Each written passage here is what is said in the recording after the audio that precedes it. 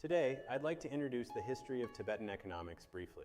The emergence and development of Tibetan economic life are inseparable from the very first appearance of humans on the Tibetan Plateau.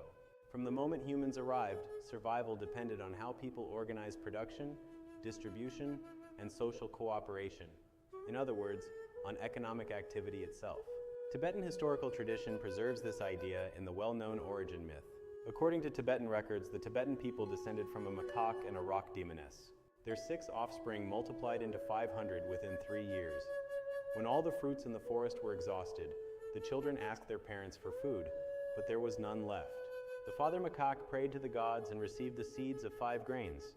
These were planted at Sodang, in today's Loka region. Sodang later became known as the first farmland in Tibetan history. This legend symbolically marks the transition from foraging to agriculture.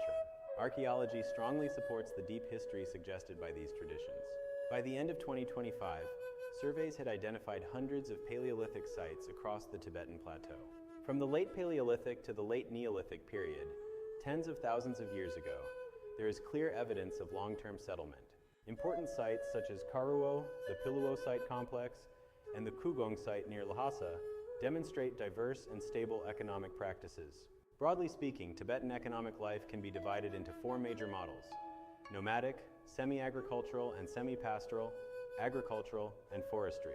Tibet also developed urban economies, monastic economies, commercial trade, handicrafts, textiles, and metallurgical production.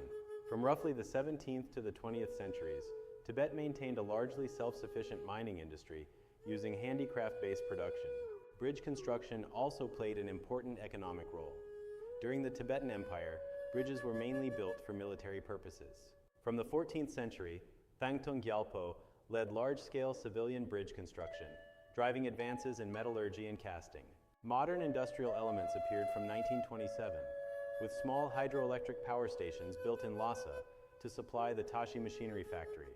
Tibetan currency evolved through exchange practices. Early mediums included yaks, sheep, horses, Persian silk, and West Asian mirrors.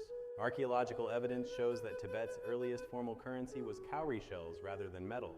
By around the 4th century AD, the royal family began using gold, which became widespread during the Tibetan Empire in the 7th century.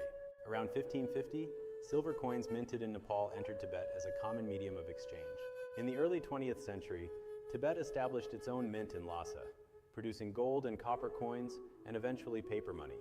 Meanwhile, due to regional status from 1928 to 1939, silver coins from China were also used in Amdo and Kham.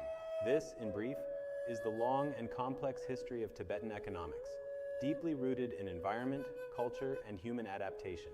If you found this talk helpful, please like, subscribe, leave a comment, and join us again next Wednesday.